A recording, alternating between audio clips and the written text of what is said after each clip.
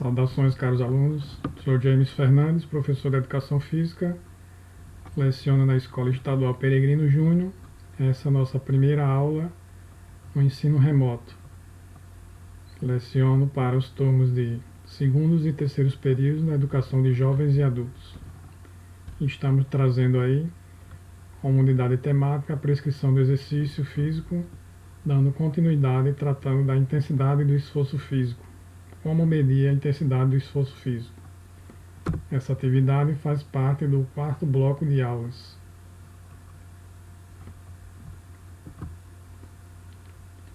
Dentro da unidade temática de prescrição de exercício físico, tratada pela Base Nacional Comum Curricular, BNCC, é um documento de âmbito nacional a nível de currículo. Estamos aí apresentando como competência geral para este conteúdo conhecimento e pensamento. Nas competências específicas da educação física nós temos corpo e movimento, vida e saúde e autonomia. Os objetivos dessa aula é analisar as possibilidades práticas sobre como medir a intensidade do esforço físico durante ou após a prática de atividades físicas. Estudar como monitorar a intensidade do esforço físico por meio de uma simples forma matemática. Identificar o significado da zona alvo de treinamento pela frequência cardíaca de esforço.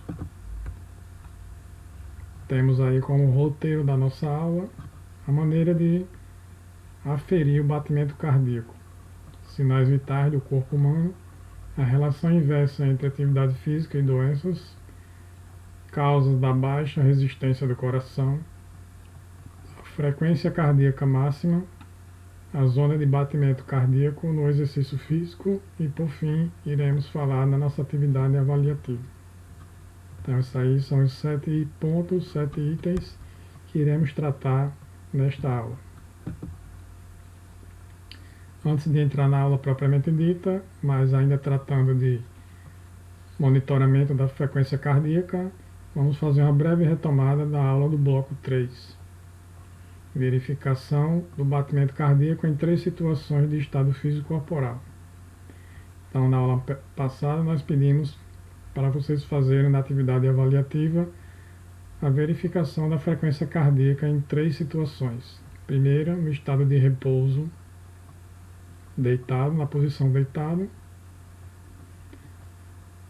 Segundo, verificar o batimento cardíaco na situação de repouso, mas agora em pé. E terceiro, medir o batimento cardíaco após 1 minuto de esforço no exercício de polichinelo. Então aqui nós temos um GIF, né, mostrando aí o exercício polichinelo que todos nós conhecemos. Um exercício de resistência aeróbica que trabalha os grandes grupos musculares, simultaneamente, membros inferiores e membros superiores. E nós ensinamos na aula passada como medir a frequência cardíaca através da palpação. Nós utilizamos aí 2 maneiras simples e fáceis de fazer de baixo custo, que é a palpação com o indicador e o dedo médio, né, colocando na região da carótida, da artéria carótida. Então você vai utilizando os 2 dedos, indicador e médio, e vai apalpar aqui no pescoço,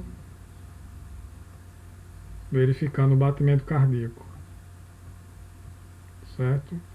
Importante colocar os dedos em contato com a pele, deitado sobre a pele, não de ponta com a pele, certo? Para ter maior sensibilidade nas pontas dos dedos e sentir batimento cardíaco. Com um pouco de prática vocês vão aprendendo a como monitorar. A segunda maneira é utilizando os mesmos 2 dedos sobre o antebraço na região do pulso. E aqui você vai sentir também o seu batimento cardíaco. Onde tem o polegar, do mesmo lado onde tem o polegar. E aí você vai monitorar seu batimento cardíaco durante 1 minuto, tanto no repouso quanto no esforço. Isso vai ser importante para a gente saber que nível de esforço nós estamos utilizando durante uma prática de atividade física, seja ela no exercício com peso, seja ela no exercício de resistência aeróbia. Então aí vejam a imagem, monitoramento da frequência cardíaca para medir a intensidade do esforço, mais uma imagem mostrando em outro plano, em outro ângulo, um pouco mais amplo, procedimento da tomada no pulso carotídeo, então pulso da artéria carótida. E aí com o relógio você vai monitorar e ver quantos batimentos fez. Se você medir esse batimento em 30 segundos, multiplica por 2, você vai encontrar a quantidade de BPMs, batimentos por minuto. Do outro lado nós temos a tomada de pulso de batimento cardíaco através da artéria radial. Lembrando que a artéria radial vai ficar do lado do polegar. Imagina que o polegar é uma antena do rádio, e aí fica mais fácil de você encontrar onde está passando a artéria radial para verificar o batimento cardíaco, a pulsação. E por falar em pulsação, um dos sinais vitais do corpo humano mais importantes, ou com um grau de importância igual aos outros, é a frequência cardíaca, que vai ser utilizada durante sessões de exercício físico para monitoramento. Temos aí a frequência cardíaca, que gira em torno de 60 a 80 batimentos. BPM significa batimentos por minuto. Uma pessoa no estado de repouso. Essa aqui é a média de batimentos cardíacos. Se a pessoa for altamente treinada, esse valor vai ser um pouco menor do que 60. E se a pessoa for obesa e sedentária, esse valor vai aumentar para em torno de 90. Maior sobrecarga do coração, bate mais vezes, e no atleta bate menos vezes. Ok? Mas de modo geral, a frequência cardíaca em pessoas adultas vai girar em torno de 60 a 80 batimentos por minuto. Outro sinal vital importante, também verificado nas clínicas, nas academias, pessoas que treinam e têm problema de pressão, hipertensão arterial, e precisa saber que a pressão arterial é um sinal vital importante, cuja PA, pressão arterial, ou TA, tensão arterial, gira em torno de 12/8 ou 11/7 para os níveis de saúde, para o padrão de saúde. Caso essa pressão arterial fique em torno de 140/90, já é considerado hipertensão leve. A partir de 14/9 é considerado hipertensão leve. Ok? É uma doença silenciosa, a hipertensão, que a gente precisa estar monitorando para saber. Um sinal, um sintoma muito comum, pessoas que têm pressão alta ainda não sabem, é a frequente dores de cabeça. Outro parâmetro de sinal vital é a temperatura corporal em graus Celsius, que vai variar de 36,7 graus. Temos a frequência respiratória em torno de 16 a 20 incursões por minuto, e temos a dor. Então, aqui nós vemos que a frequência cardíaca ela está entre os sinais vitais, seja para verificar um posto de saúde, numa clínica médica, ou durante o treinamento na academia ou numa pista de atletismo, por exemplo. A atividade física tem uma relação inversa com a mortalidade, né? Estudos desde a década de 60, 1960, estudos científicos demonstram a associação inversa entre a atividade física habitual e a ocorrência de doença do coração e mortalidade por todas as causas. Isso significa dizer, quanto mais habitualmente as pessoas se exercitam, menos elas vão morrer, né? Vários estudos científicos já demonstraram isso há mais de 50 anos. E não importa qual tipo de atividade física que você vai fazer, uma caminhada, uma ginástica localizada ou uma corrida devagar, um trote, né? mais importante é que essa atividade seja habitual, como é escovar os dentes, tomar banho, cuidar da higiene pessoal. E essa atividade física ela vai proteger contra todas as doenças do coração e as causas que geram morte, né? Todas as causas que geram morte de doenças crônico-degenerativas, como hipertensão, diabetes, obesidade, vai ajudar no controle do peso e assim por diante. Então, precisa-se fazer atividade física habitual, sempre fazer, de 3 a 5 vezes por semana, e você estará protegido contra qualquer tipo de doença. Obviamente que outros fatores são considerados como alimentação, hereditariedade, distúrbios hormonais, mas a atividade física tem esse papel de dar mais vida às pessoas, ao contrário de que o sedentário tende a morrer mais cedo por problemas de doenças crônico-degenerativas. A baixa resistência do coração é causada aí por 3 fatores importantes. A baixa resistência do coração vai reduzir a capacidade de trabalho. Então, nas atividades laborais, no seu emprego, no seu trabalho, quem tem baixa resistência do coração, insuficiência cardíaca, por exemplo, que é uma doença do coração, vai sentir cansaço mais rapidamente, vai produzir menos durante o seu trabalho, durante suas atividades laboriosas. O item 2, a fadiga prematura no trabalho e no lazer. Então, quem tem coração fraco, destreinado ou com alguma doença vai fatigar mais rápido, vai entrar em fadiga precocemente. E isso vai acontecer tanto no ambiente do trabalho quanto no momento do lazer e na atividade física. E o terceiro, maior risco de doenças cardiovasculares.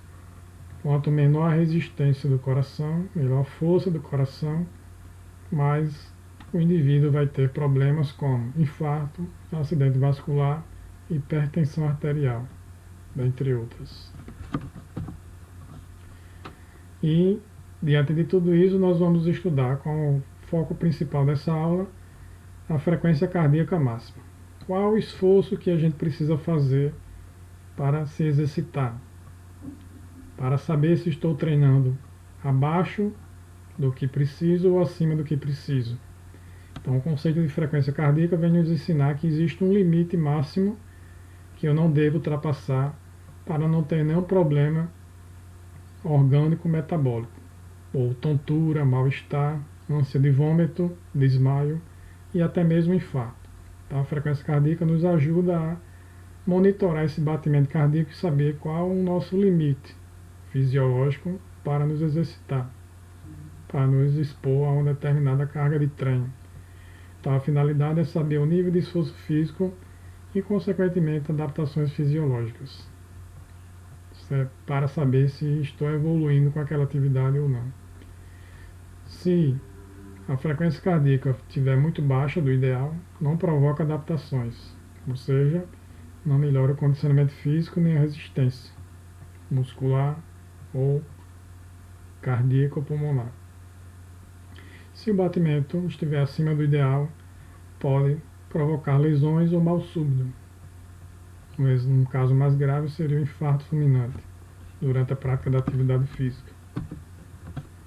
Então, a frequência cardíaca, como nós vimos, é um parâmetro muito importante na hora do esforço físico. E é uma maneira bem simples de calcular sua frequência cardíaca máxima. Existe uma fórmula chamada fórmula de Carvone, que nos ensina que a frequência cardíaca máxima, FCM, é igual a 220, um número fixo, menos a sua idade em anos completados. Então, o simples fato de você pegar 220, subtrai da sua idade cronológica. Então, vamos mostrar aqui um exemplo.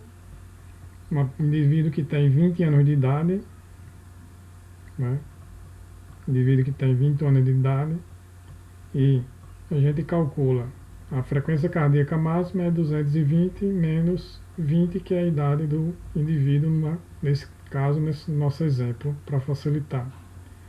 Então a frequência cardíaca máxima dele é 200 batimentos por minuto, 200 BPM. Então esse é o limite de frequência cardíaca máxima que ele pode se submeter a um esforço físico para não ter problemas. Esse é o máximo que ele pode ir, mesmo que ele seja treinado, altamente treinado, seria o limite máximo a ser alcançado. Então, o limite máximo recomendado é que o coração deste jovem ou desta jovem pode se submeter durante o exercício físico é de 200 BPM. Tanto faz ser mulher quanto ser homem, a fórmula matemática vai ser a mesma para ambos os sexos, masculino e feminino. Além disso, eu preciso saber como é que eu vou calcular minha zona de treinamento, minha zona de exercitação. Qual o nível de batimentos cardíacos para me exercitar? A intensidade do esforço é indicada para pessoas sedentárias 50 a 70% da frequência cardíaca máxima. Então, com uma simples calculadora ou com o uso do celular, nesse nosso exemplo, 200 batimentos por minuto é a nossa frequência cardíaca máxima. Se nós quisermos calcular 50%, nós colocamos vezes 0,5. Vezes 0,5. Ok? E aí apertamos igual e nós vamos ver que 50% da intensidade do esforço, 100 batimentos por minuto, é o mínimo de frequência cardíaca que essa pessoa deve se exercitar para ter uma resposta fisiológica favorável e segura. Esse seria o limite mínimo. 200 vezes 0,7. 70% da frequência cardíaca vai ser igual a 240. Então 240 vai ser o limite máximo para o sedentário se exercitar. Então a zona de treinamento para esse indivíduo vai ser entre 100 e 140 batimentos por minuto. Isso é verificado, como nós falamos, na artéria carotídea, na artéria radial ou com o monitor de frequência cardíaca. Já para indivíduos treinados ou altamente treinados, esse valor vai girar em torno de 80, 90 ou até 95%. Então vejam a diferença em intensidade do esforço em percentuais para indivíduos treinados e intensidade do esforço para indivíduos sedentários que estão iniciando a prática de atividade física. E aí nós temos aí um exemplo de uma turma, né, adultos e idosos que estão se exercitando, né, fazendo analogia ou referência a pessoas sedentárias que estão começando a prática de atividade física fazendo uma caminhada em grupo. É a atividade indicada, atividade em grupo, porque estimula a adesão ao programa de exercício físico quando se faz atividade coletiva. E a caminhada, porque é uma atividade segura, de baixo custo e eficiente, e ela consegue atingir uma caminhada leve a moderada, consegue atingir 50 a 70% da intensidade do esforço. E aqui, por outro lado, nós temos já um grupo de atletas treinando aí, se exercitando, com carga de esforço girando em torno de 80 a 95%, 90 a 95% da sua frequência cardíaca máxima. Então, intensidade mais elevada do que o grupo dos sedentários.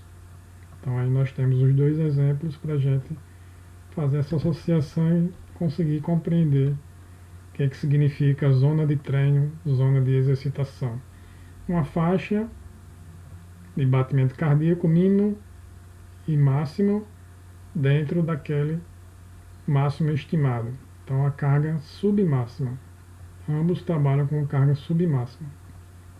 sedentário no máximo 70%, treinados entre 90% e 95%. Nunca no limite máximo.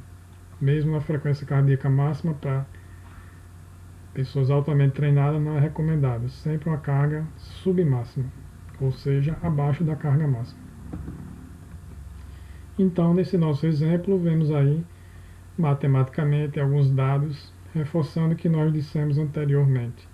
A zona para pessoas sedentárias de 50 a 70 batimentos. O nosso exemplo de uma pessoa de 20 anos, frequência cardíaca máxima de 200, aplicamos 50%, temos 100 batimentos por minuto, seria o limite mínimo, e o limite máximo de treinamento seria 70%, 140 batimentos por minuto.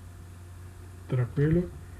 Então aí fica mais fácil de a gente visualizar como é a zona de treinamento, zona de exercício, exercitação, no caso de pessoas sedentárias que estão deixando de ser pessoas sem atividade física regular e passando a engajar um programa de exercício físico regular.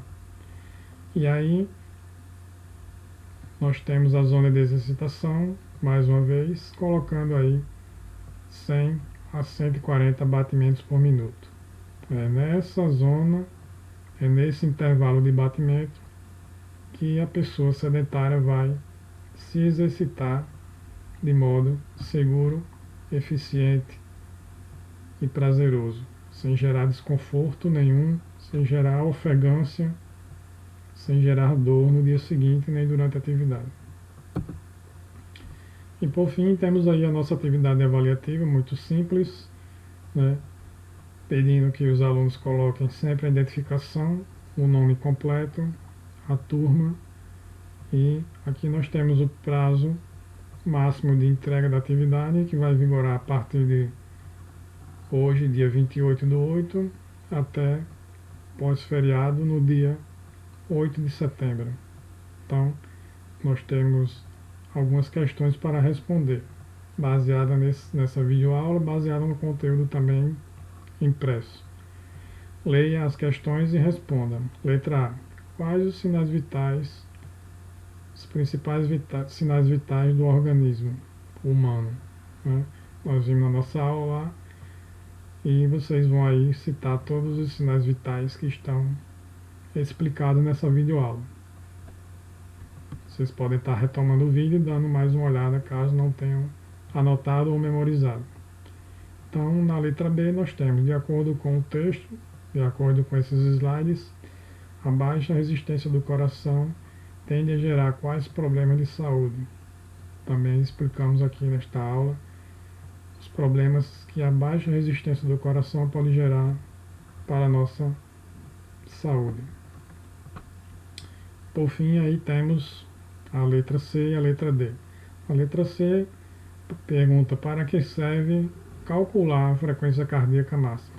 Então, nós explicamos para que serve e qual a relação da frequência cardíaca máxima com a zona de treinamento, a zona alvo, durante a exercitação. Então, você vai responder aí baseado nesses conhecimentos aqui ensinados.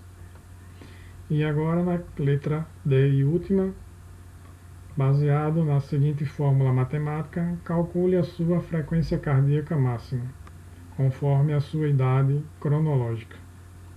Professor, por que você colocou idade cronológica?